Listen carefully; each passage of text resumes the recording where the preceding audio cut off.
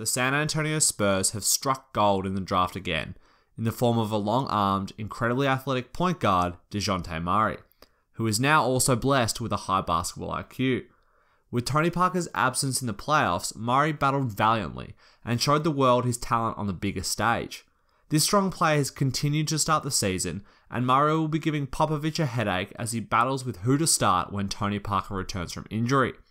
But it is the best kind of headache to have, and a problem that the Spurs teams always seem to have, because they keep on nailing their late draft picks and have just too much depth. This video will cover Dejounte Murray's play this season, his potential for the future, and just how the Spurs managed to draft him so late, as well as a little bit on the Spurs' future. The thing that has stood out about Murray in these first few games of the NBA season aren't what you would usually expect when a young player starts to get noticed. He hasn't been flying to the rim for astounding dunks, dropping 30 points, or recording an insane amount of assists. The thing that has stood out from Murray for me has been his composure, his presence on the court, and the knowledge of the Spurs system and where he needs to be and what he needs to do. He has been running the offense for the Spurs when he's on the court, and has only recorded 7 turnovers in 79 minutes of play over 3 games so far this year. This is really good, and Greg Popovich places a huge emphasis on his team's limiting turnovers, and you can see this in Murray's play. And not only is he limiting turnovers, but he is initiating the offense effectively, getting into sets quickly, and getting the ball to the player that needs it. And that player at the moment is LaMarcus Aldridge, one of the only big bruising, back to the basket, power forwards left in the NBA. With Kawhi Leonard out, he has been asked to carry the offensive load, and he has stepped up.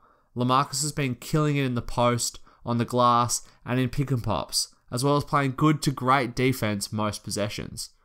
With your big man playing this well, you want a point guard who can get it to him, and knows that it is his job to get him the ball. Murray has been doing this. His long arms make it super easy to get an entry pass into Aldridge in the post, and Murray has hit him with the ball in places where the defender can't get it and lets the big fella go to work. And when Murray cuts down, he doesn't just run the same baseline cut every time. When guards do this, it becomes a lot easier for the defending guard to attempt to quickly double the post and steal the ball. But Murray knows this and has been smartly cutting multiple ways, down the baseline side, through the middle, and occasionally he fakes baseline before popping into space for a jumper. This is great to see from an NBA player, and shows Murray's commitment to doing everything he can on the court. Murray's shot selection has also been a lot better than last year, and he's using his pace and length to attack in transition and semi-transition sets, and has been finishing at the rim a lot better than he was in his rookie year. Part of this is helped out by Murray's love for rebounding. He has excelled so far this season at grabbing boards and pushing the ball immediately. San Antonio don't run too much in transition and play a lot more of an old school style of basketball as it suits their personnel. However, it appears Murray has been let off the leash by Popovich and his staff and is allowed free rein to help out on the boards and then push it in transition. Teams are turning to this guard rebounding a lot more than they used to, and it makes a lot of sense. When a big man has to jump for a rebound, it increases the chance of them mistiming the grab or getting beaten by the guy that they were boxing out. But when they can focus solely on boxing out and creating space for guards to grab rebounds, it becomes almost impossible for their man to reach over and get the board. If the team's bigs box out and the guard who isn't guarding a shooter comes down to grab the board, it can be a very effective strategy to clean up the glass, and it also allows teams to really push the pace and catch teams with mismatches on defense. I've absolutely loved watching Murray and the Spurs do this year and hope that it continues for the rest of the season. Murray is also playing very well on defense and is using his insane length with a reported wingspan of 7 feet now, which is just nuts for a point guard, to disrupt and stop other guards. Murray is also very quick feet and can move laterally very quickly to cut off drives whilst he attempts to poke the ball away with his long arms. And these long arms are what has me so excited for Murray. The NBA is his oyster if he continues to put in the work and develop his game. He is still lacking a 3-point shot, but I'm sure the Spurs organization are working intensely on this as they did with Kawhi Leonard. But even without a consistent 3-point shot, there are other areas I would like to see Murray work on. The first being a post game. With his incredible size at 6'5" and long arms, he would have the ability to create an advantage in the post against any point guard. And whilst post-ups are no longer the most effective form of offense, just having the threat of going into one is enough to have an effect on the court. When a tall point guard can post up, teams will usually have to put on a wing on them, which means that point guard will be guarding a wing as well, creating mismatches all around the court that an offense can abuse to get better and more effective looks at the rim. Murray's height and size is really enticing for the Spurs, and was one of the big reasons they drafted him. They'll be able to roll out the lineup of Murray, Danny Green, Kawhi Leonard, Rudy Gay, and LaMarcus Aldridge when Kawhi comes back from injury. This lineup has a length from 1 to 4 to guard Golden State's wings, and at least match up with them well, and be able to effectively switch pick and rolls without suffering too much on defense. It also has amazing offense throughout, with everyone bar Murray being able to stretch the floor from 3, and if Rudy Gay can lock in on defense, the lineup will also have 5 good defensive players. Spurs fans should be very excited for the potential matchup with the Warriors, and I truly believe they have a chance against the team that many consider unbeatable.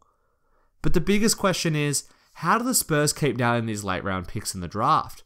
The Spurs have built the most consistent franchise in the NBA, without drafting in the top 20 spots in the draft since they drafted Tim Duncan first overall in 1997. This is absolutely nuts to think about. The modern form of NBA management places such a huge value on early first round picks, but the Spurs keep grinding away with late picks, smart trades, and good development to put a fantastic team on the court season after season. And many people think that the Spurs have a European-heavy draft scheme, but if you look at their recent trend, they haven't taken anywhere near as many Euros as they used to. I think the Spurs have a very simple drafting strategy, attempting to locate where there is value that no one else is looking. In the late 90s and early 2000s, this did mean to look to Europe. Scouting hadn't fully developed there, and scouts were obsessed with American and high school talent. The Spurs bucked the trend and reaped the rewards. And now, I think they are drafting players who people think have one glaring flaw. With Kawhi Leonard and Dejounte Murray, it was the fact that they couldn't shoot. And despite being exceptionally athletic, hard-nosed defenders and players that wanted to win, they slipped in the draft. With Kyle Anderson, everyone saw a slow, unathletic wing who couldn't possibly play in the NBA. The Spurs saw a kid who had succeeded at every level of basketball, had an incredibly high basketball IQ, was a great passer and shooter, and could seemingly do it all on the court. And with each year, he now seems like he belongs more and more at the NBA level. Part of these Spurs players' success should also be attributed to their coaching and player development staff. Who knows where these players would be if it was not for Pop, Chip England, and the rest of the staff.